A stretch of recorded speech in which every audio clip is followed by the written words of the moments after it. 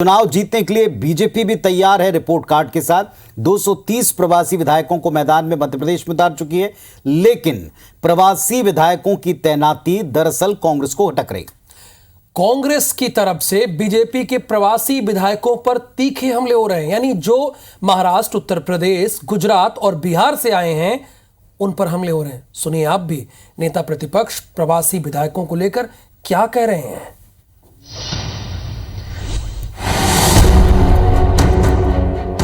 किराए के भेजे हुए टट्टुओं से बैलगाड़ी नहीं चलती।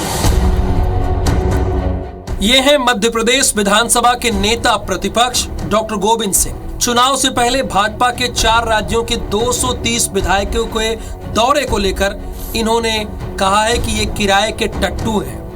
गोविंद सिंह यही नहीं रुके, उन्होंने ये भी कहा कि ये बीजेपी की बैलगाड़ी नहीं हाँक सकेंगे, बीजेपी की राजनीति फ्लॉप हो जाएगी, पूरी तरह से फ्लॉप होगी।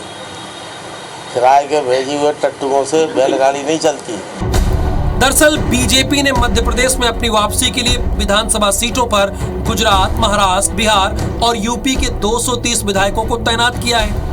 हर सीट के हिसाब से सियासी समीकरण बनाए जाएंगे। प्रवासी विधायकों की 7-7 दिनों की तैनाती उन कांग्रेसी दिग्गजों के इलाके में भी की गई है जहां 7-7 बार से बीजेपी को हार का सामना करना पड़ रहा है। बड़े कांग्रेस नेताओं को उनके ही किलों में कैद करने की राजनीति पर बीजेपी काम कर रही है।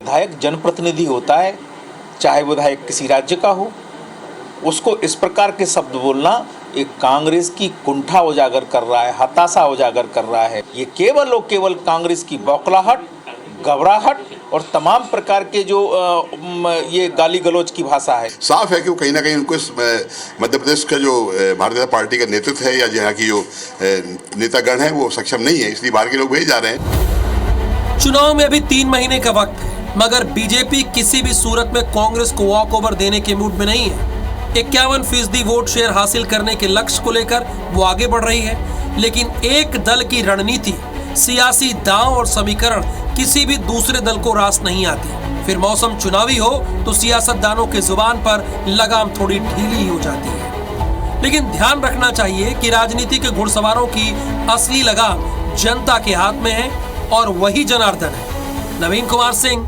IBC 24, भोपाल।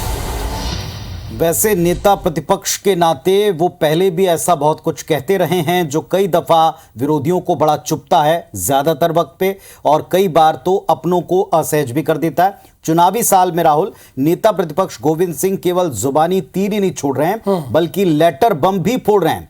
आपको हम 2 तस्वीरें एक साथ दिखाएंगे, जरा इन 2 तस्वीरों पर आप नजर डालें। पहली तस्वीर जो आप देख रहे हैं 19 अगस्त की है, 2 दिन पहले की है। दूसरी तस्वीर आज की 21 अगस्त की है। दूसरा खत 2 दिन पुरानी यानी 19 अगस्त का है। दोनों लेटर में गोविंद सिंह ने चुनाव आयोग को पत्र लिखकर कंप्लेन की है। अच्छा, 19 अगस्त को चुनाव आयोग को लेटर लिखकर मुख्य सचिव इकबाल सिंह बैंस की निष्पक्षता पर सवाल उठाए।